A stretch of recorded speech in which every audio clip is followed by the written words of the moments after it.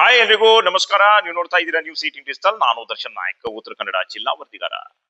ವೀಕ್ಷಕರೇ, ಉತ್ತರ ಕನ್ನಡ ಜಿಲ್ಲೆಯ ದಕ್ಷಿಣ ಕಾಶಿ ಎಂದೇ ಕರೆಸಿಕೊಳ್ಳುವ ಗೋಕರ್ಣದ ಮಹಾಗಣಪತಿ ಆ ದೇವರಿಗೆ ಇನ್ನು ಮುಂದೆ ಸ್ಪರ್ಶ ಪೂಜೆಗೆ ನಿಷೇಧವನ್ನ ಹೇರಲಾಗಿದೆ. ಹಾಗಾದರೆ ಇಂಥ ಒಂದು ಆಘಾತಕಾರಿ ವಿಚಾರವನ್ನ ಮುಜರಾಯಿ ಇಲಾಖೆ ಹೊರಡಿಸಲು ಕಾರಣ ಏನು?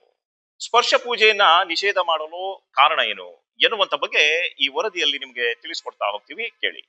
ಹೌದು ವೀಕ್ಷಕರೇ, ಉತ್ತರ ಕನ್ನಡ ಜಿಲ್ಲೆಯ ದಕ್ಷಿಣ ಕಾಶಿ ಗೋಕರ್ಣಕ್ಕೆ ತನ್ನದೇ ಆದಂತ ಒಂದು ಪೌರಾಣಿಕ ಇತಿಹಾಸ ಇರುವಂತದ್ದು. ಅದರಲ್ಲೂ ಆತ್ಮಲಿಂಗ ಮತ್ತು ಮಹಾಬಲೇಶ್ವರ ದೇವಾಲಯಕ್ಕೆ ಎಷ್ಟು ಪೌರಾಣಿಕ ಇತಿಹಾಸ ಇದೆಯೋ ಅಷ್ಟೇ ಇಲ್ಲಿರುವಂತಹ ಮಹಾಗಣಪತಿಗೂ ಕೂಡ ಪೌರಾಣಿಕ ಇತಿಹಾಸ ಇದೆ. ನೂರಾರು ವರ್ಷದಿಂದಲೂ ಕೂಡ ಮಹಾಗಣಪತಿಗೆ ಸ್ಪರ್ಶ ಪೂಜೆಯನ್ನೇ ಮಾಡಲಾಗ್ತಾ ಇತ್ತು. ಕೇವಲ ಇಲ್ಲಿನ ಅರ್ಚಕರಿಗೆ ಮಾತ್ರ ಸ್ಪರ್ಶ ಪೂಜೆ ಅಲ್ಲ, ಇಲ್ಲಿ ಬರುವಂತ ಭಕ್ತರಿಗೂ ಕೂಡ ಸ್ಪರ್ಶ ಪೂಜೆಗೆ ಅವಕಾಶವನ್ನ ಮಾಡಿಕೊಡಲಾಗಿತ್ತು. ಕೇವಲ ಆತ್ಮಲಿಂಗ ಸ್ಪರ್ಶ ಪೂಜೆಗೆ ಮಾತ್ರ ಅಲ್ಲ, ಇಲ್ಲಿರುವಂತಹ ಮಹಾಗಣಪತಿಗೂ ಕೂಡ ಸ್ಪರ್ಶ ಪೂಜೆಯನ್ನ ಮಾಡಲು ಅವಕಾಶ ಇತ್ತು. ಬೇರೆ ಬೇರೆ ರಾಜ್ಯದಿಂದ ಭಕ್ತಾದಿಗಳು ಬರ್ತಾ ಇದ್ರು, ಬೇರೆ ಜಿಲ್ಲೆಯಿಂದ ಬರ್ತಾ ಇದ್ರು, ಹಾಗೆ ರಾಜ್ಯದಿಂದ ಭಕ್ತರು ಬರ್ತಾ ಇದ್ರು. ಎಲ್ಲ ಭಕ್ತರಿಗೂ ಮಹಾಗಣಪತಿಗೆ ಸ್ಪರ್ಶ ಪೂಜೆ ಮಾಡುವ ಅವಕಾಶವನ್ನ ಇತ್ತು. ಈ ಸ್ಪರ್ಶ ಪೂಜೆಯನ್ನ ಮಾಡೋದರ ಮೂಲಕ ಭಕ್ತಾದಿಗಳು ಪುನೀತರಾಗ್ತಾ ಇದ್ರು. ಆದ್ರೆ ಇನ್ನು ಮುಂದೆ ಹಾಗಿರಲ್ಲ ವೀಕ್ಷಕರೇ. ಇನ್ನು ಮುಂದೆ ಗೋಕರ್ಣದ ಮಹಾಗಣಪತಿಗೆ ಸ್ಪರ್ಶ ಪೂಜೆಗೆ ನಿಷೇಧವನ್ನ ಮಾಡಲಾಗಿದೆ. ಈಗಾಗಲೇ ಮುಜರಾಯಿ ಇಲಾಖೆ ಸ್ಪರ್ಶ ಪೂಜೆ ನಿಷೇಧಿಸಬೇಕು ಎನ್ನುವಂತ ಬಗ್ಗೆ ಆದೇಶವನ್ನ ಹೊರಡಿಸಿದೆ. ಹಾಗಾದ್ರೆ ಯಾಕೆ ಎನ್ನುವಂತ ಬಗ್ಗೆ ಹೇಳ್ತಾ ಇದ್ದೀವಿ, ಕೇಳಿ.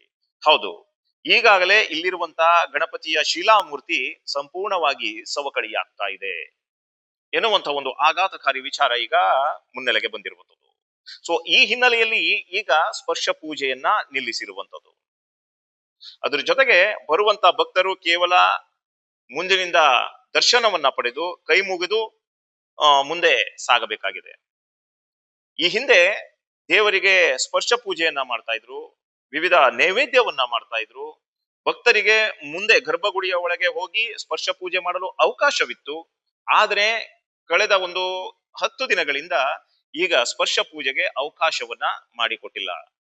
ಇದರ ಬಗ್ಗೆ ಸ್ಥಳೀಯ ಅರ್ಚಕರಾಗಿರ್ಬೋದು, ಸ್ಥಳೀಯ ಮುಖಂಡರು ಒಂದು ಸಭೆಯನ್ನ ಕೂಡ ಕರೀತಾರೆ. ಯಾಕಪ್ಪ ಅಂದ್ರೆ ಸ್ಪರ್ಶ ಪೂಜೆಗೆ ಅವಕಾಶ ಮಾಡಿಕೊಡ್ಬೇಕು ಎನ್ನುವಂತ ಬಗ್ಗೆ.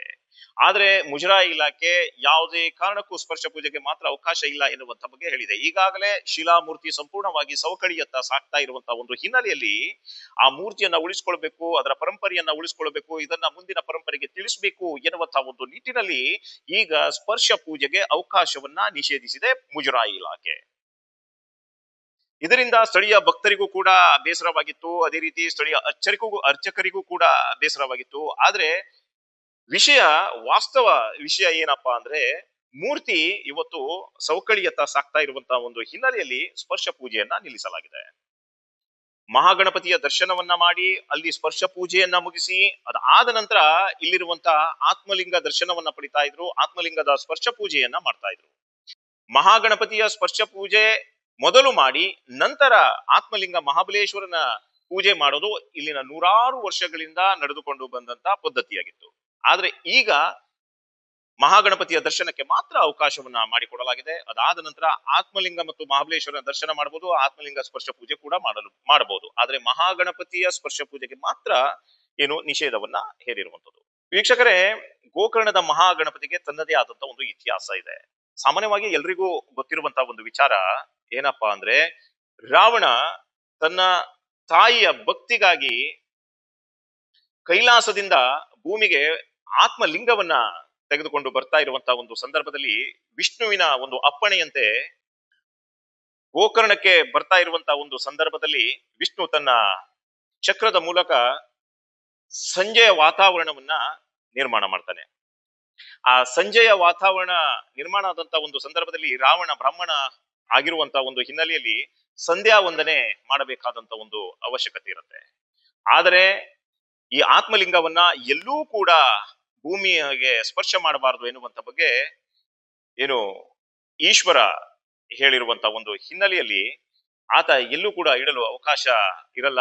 ಆದ್ರೆ ಒಟುವಿನ ಒಂದು ರೂಪದಲ್ಲಿ ಮಹಾಗಣಪತಿ ಕಡಲ ತೀರದಲ್ಲಿ ಇರ್ತಾನೆ. ಆ ಮಹಾಗಣಪತಿಯ ಕೈಗೆ ಆತ್ಮಲಿಂಗವನ್ನ ಕೊಟ್ಟು ಹೋಗ್ತಾನೆ ರಾವಣ ಸಂಧ್ಯಾ ವಂದನೆಗಾಗಿ. ಆ ಸಂದರ್ಭದಲ್ಲಿ ಮಹಾಗಣಪತಿ ಹೇಳ್ತಾ ಇರುವಂತದ್ದು ಏನಪ್ಪಾ ಅಂದ್ರೆ, ನಾನು 1 ಸತಿ 2 ಸತಿ 3 ಸತಿ ಕೂಗ್ತೇನೆ, ಅಷ್ಟರ ಒಳಗಾಗಿ ನೀನು ಈ ಆತ್ಮಲಿಂಗವನ್ನ ಪಡೆದುಕೊಳ್ಬೇಕು, ಇಲ್ಲ ಅಂದ್ರೆ ನಾನು ನೆಲಕ್ಕೆ ಇಟ್ಟು ಬಿಡ್ತೇನೆ ಎನ್ನುವಂತ ಬಗ್ಗೆ ಹೇಳ್ತಾನೆ. ಆ ಸಂದರ್ಭದಲ್ಲಿ ಸಂಧ್ಯಾ ವಂದನೆ ಮುಗಿಸಿ ಬರಲು ಆಗದಂತ ಒಂದು ಹೊತ್ತಲ್ಲಿ ಮಹಾಗಣಪತಿ ಆ ಆತ್ಮಲಿಂಗವನ್ನ ನೆಲಕ್ಕೆ ಇಟ್ಟು ಬಿಡ್ತಾನೆ. ಇದರಿಂದ ಕುಪಿತನಾದಂತ ರಾವಣ ಮಹಾಗಣಪತಿಯ ತಲೆಯ ಮೇಲೆ ಕುಟ್ಟುತ್ತಾನೆ. ಆ ತಲೆ ಮೇಲೆ ಕುಟ್ಟಿದಂತ ಒಂದು ಸಂದರ್ಭದಲ್ಲಿ ಆ ತಲೆಗೆ ಒಂದು ಕುಳಿ ಆಗತ್ತೆ. ಆ ಕುಳಿಯು ಕೂಡ ಇವತ್ತು ಆ ಮಹಾಗಣಪತಿಗೆ ಇದೆ. ಆ ಒಂದು ಇತಿಹಾಸ ಇದೆ. ಇವತ್ತು ಇಲ್ಲಿ ನೆಲೆ ನಿಂತಿರುವಂತ ಅದೇ ಗಣಪತಿ ಇವತ್ತು ಗೋಕರ್ಣದ ಮಹಾಗಣಪತಿ ಆಗಿದ್ದಾನೆ. ಹೀಗೆ ನೂರಾರು ವರ್ಷದ ಒಂದು ಇತಿಹಾಸ ಇದೆ ವೀಕ್ಷಕರೇ ಈ ಮಹಾಗಣಪತಿಗೆ. ಆ ಹಿನ್ನೆಲೆಯಲ್ಲಿ ಅದಕ್ಕೆ ಸ್ಪರ್ಶ ಪೂಜೆಗೂ ಅವಕಾಶವನ್ನ ಮಾಡಿಕೊಡಲಾಗಿತ್ತು. ಆದ್ರೆ ಈಗ ನೂರಾರು ವರ್ಷದ ಸ್ಪರ್ಶ ಪೂಜೆಗೆ ತೆರೆ ಬಿದ್ದಿರುವಂತದ್ದು ಕೇವಲ ದರ್ಶನಕ್ಕಾಗಿ ಮಾತ್ರ ಅವಕಾಶವನ್ನ ಮಾಡಿಕೊಡಲಾಗಿರುವಂತದ್ದು. ವೀಕ್ಷಕರೇ, ಬೇರೆ ಬೇರೆ ರಾಜ್ಯದಿಂದ ಆಗಿರ್ಬೋದು ಅಥವಾ ರಾಜ್ಯದಿಂದ ಬರುವ ಭಕ್ತರಲ್ಲಿ ಗಮನ ಇರಲಿ, ಈಗ ಮುಂದೆ ಮಹಾಗಣಪತಿಯ ಸ್ಪರ್ಶ ಪೂಜೆಗೆ ಅವಕಾಶ ಇರೋದಿಲ್ಲ, ಕೇವಲ ದರ್ಶನಕ್ಕಾಗಿ ಮಾತ್ರ ಅವಕಾಶ ಇರುತ್ತೆ.